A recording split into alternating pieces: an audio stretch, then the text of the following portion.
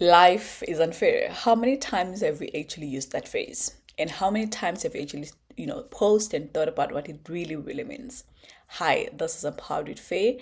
And on this corner of the internet, we talk about things that are inspirational, things that are life changing, and things that really contribute to our personal development. And if that is your type of vibe, please make sure that you join the family and you subscribe.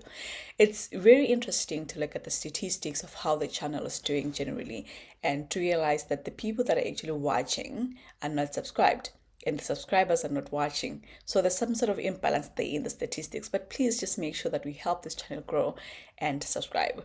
And now that we've taken that out of the way, let's get to what we're talking about in today's video. I really intend to make this short, but my inspiration behind making today's video was based on a book that I recently read called The Unfair Advantage. It was written by two gentlemen talking about how to leverage some opportunities that you're sort of not aware of around you to leverage your sales and you scale up your sales and business generally. Obviously, this is not a book review video, but I'm just intrigued by the concept, and I thought about how this actually affect my life on a daily basis, not in business per se. So the unfair advantage is all about the unique skills, experiences, your background, your cultural experiences, your education that make you you, which a combination of that makes or rather gives you a competitive edge in a certain situation, in the sense that somebody else cannot duplicate it. Like I said, oftentimes you say life is not fair, but referring it or rather quoting that from a very negative point of view, but we don't look at the fact that the differences of the imbalances of life sort of do really present us, all of us, with some advantages, to be honest. It's just that we don't really pause and ponder about what these differences actually mean to us personally. Every experience that we have in our life, whether good or bad, has some sort of way shaped us in a particular way. Every person that we've met, whether we still have a connection with them or not, have sort of shaped us in a particular way, but we really don't really sit down and ponder about how these things affect us and how we can make the most of them. Now, the whole concept of the unfair advantage is just to make us realize that in as much as life is unfair, but we all have some sort of advantages we are born with. Some of that we are created with our experiences as we go on with life, and we can actually make the most of them and leverage those in our careers, in our businesses, in our social circles, etc. Now, I just want to help you sort of draw or draft your Venn diagram of your unfair advantage. Now, we're going to look at three aspects of it. The first one is your strengths. So your strengths are the things that you're born with. Naturally, you're good at communicating, you're good at speaking eloquently. Some of us really have to learn and practice over time to be good speakers publicly, but some people are just born with that. Some people are technical with their hands, they're good at fixing things quickly, and it's not something that they get training for. It was just something they're born with. Some people are just good with their people skills, their emotional intelligence, their charisma.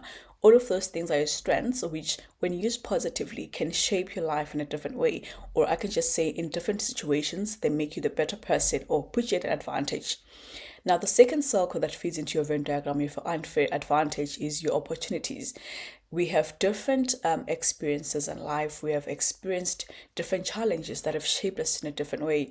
We are born from different families. Some of our families have connections with certain people that help us with certain resources. We are exposed to certain types of information, and we've been to different types of schools. Some schools obviously have higher prestige, and by the virtue of me being an alumni of that school, I sort of carry that tag with me, and that opens doors for me. Some people have been exposed to different types of knowledge and resources that sort of shape the way they think and the way they do things. In other people don't really have that. For some people, it's location. When you're in first world country, you obviously have a pool of opportunities to tap into than when you may be born in a different location that doesn't really have that much of resources and opportunities. So all of those things are things around us that you don't really pay attention to on a daily basis, but they can be our unfair advantage in the sense that we didn't really work for these advantages, but life just sort of presented us with them. Now, the last one is your passion and your values. So you're talking about your values, it's your integrity, what people say about you outside of when you're not in the room, what is associated with your name, your principles, the things that you hold dear, your passions. So now the Venn diagram, which creates your power zone, is where all of these three things met: your strengths, your opportunities, and also your values and passions. So the intersection of these three things creates the power zone, which you call now the unfair advantage. So most oftentimes people are aware that they have strengths, but they don't really know how to leverage them and to use them. I'm just going to give you a practical example of what an advantage can be like in life. So I'm going to use the story of Oprah Winfrey. If you've read about Oprah Winfrey or listened to her speak, we know that she, didn't grow up in the most beautiful of childhoods. She was exposed to some inconsistencies in her life, and as far as being raised is concerned, she at some point lived with her grandmother, and at some point with the father, at some point with the mother. So in between, at some point she was exposed to some sexual violence. Now, that's not really an easy childhood, but one thing that was consistent in her life was her grandmother, who took her to church, to a local church, where she exposed her to reading the Bible and reciting certain verses in front of people. That opportunity in itself presented her with, the practicing eloquent speaking, public speaking, which sort of has shaped her career positively over the years. Now, Oprah Winfrey is known for being an influential person, being on world stages and talking to thousands of people. When she was 8 years old, reciting those verses at church, on the church podium, she really was not aware that she was actually shaping a future. So that was like sort of an unfair advantage presented to her, which helped her build her confidence in speaking in public. So many of us around here, basically, we don't realize some of the things life has presented us with that we can take to advantage and use them. I'll use myself for example. I was a teacher in Eswatini for about 5 years, and during my time of teaching, well, before that actually, I'd never thought of myself as somebody who can stand in front of people and speak and talk about a certain subject. But the role of being a teacher itself is all about expressing a certain idea and communicating it across to people. So every single day, I met over 150 students, different students, because I had classes across the school. So without even realizing that I was actually doing that, I was practicing my public speaking skills and my confidence in delivering a message across. So that was some sort of advantage that I got from that career and that opportunity that I got in that job. Some unfair advantage comes with our 9 to 5. Most of us are not really excited when we talk about our jobs, but if we think about the things that we do on a daily basis and, the sort of skills that we develop in our 9 to 5, we can actually realize that if we didn't have those jobs that we have currently, we wouldn't be able to develop those skills. For example, we're using lots of technology at work, we're using lots of, communication with other people. That in itself is helping you develop so soft skills, your communication skills, your technical skills on a daily basis. And, those are things that you cannot learn unless you're exposed in an environment that requires you to use them. In other cases, it's our unique life experiences, like challenges that we face in life. It could be, losing a loved one, you losing a friend, a heartbreak or breakup, all of those things that we experience that sort of, create some resilience in us. And we don't realize that there's some good that came from a situation. So all of those advantages, if we look at the unfairness of life, we can actually realize that in every side of, a situation presented by life to be unfair, something advantageous about that situation that we can take from it and also use in a positive way.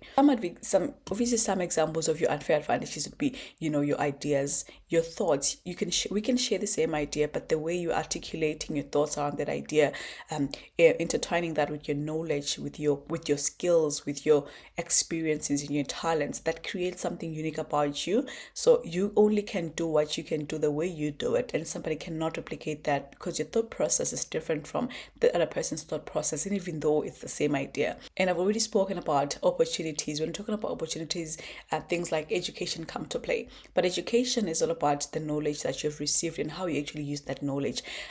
We can go to the same university and acquire the same certificate and the same grade actually, but the way we use that information, the knowledge, sets us apart because we are unique individuals, and the way we process our thoughts is actually unique. So knowledge in itself sets you apart in how you actually use it, because nobody can replicate what you do with that knowledge you have.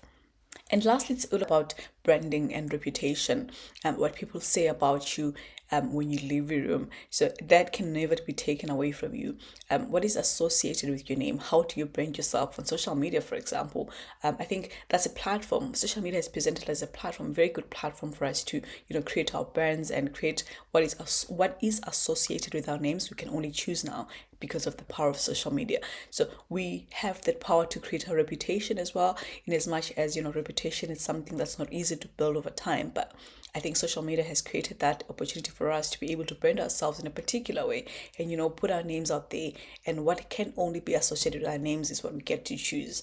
Now, I've sort of spoken about the broader perspective of what the unfair advantage really is, from your strengths to your opportunities and your values and passions. But the important point is understanding where the overlap is and finding your power zone and leveraging on that. I'm just going to use my story to elaborate what the unfair advantage could look like. When you're talking about strengths, I was a teacher in Eswatini for about 4 years and a few months, and never in my life before that experience have I thought that I could speak in public. I could speak in a group of people. But the job itself required me to speak in front of people every single day without actually realizing that I was actually honing my public speaking skills. And don't get me wrong, I'm still in the process of actually learning and becoming an eloquent speaker. But I mean, I don't think I would have gotten the courage to start a YouTube channel if it wasn't for that job. So these were some of the opportunities that life presented with me without even me paying attention to what else am I getting out of this job besides the pay. So in the midst of that, I was able to also start a girls empowerment club in the school because I've always been passionate about, empowering the girl child and, exposing them to opportunities that they can, start to explore just up outside of academics. So that opportunity as well, the fact that I had the resources, I had the people around me to connect and come together and say, let's talk about this. Do you girls think it's something that you're interested in? And seeing the numbers grow was really, really life-changing for me. It was an opportunity for me to express my passions, the things that I talk about also here on the channel. I'm going to leave you with some actions to do. Now, think about the things that make you unique. Think about your strengths, your opportunities, and your passions and values, and find that common, that intersecting point that creates your power zone. Now, think about how you're going to make that a brand, your personal brand, and think about how you're going to project that in your social media, for example, your LinkedIn. And now think about projects that you can do that align with the values that you have, that will help you use the strengths and the skills that you have, and also that will help you use the networks and the opportunities and the resources that you have around you. If you did find this very useful and interesting, please make sure that you comment down below and you tell me about what really is your unfair advantage and how you think you're going to use it moving forward. Until the next one, do take care. Bye.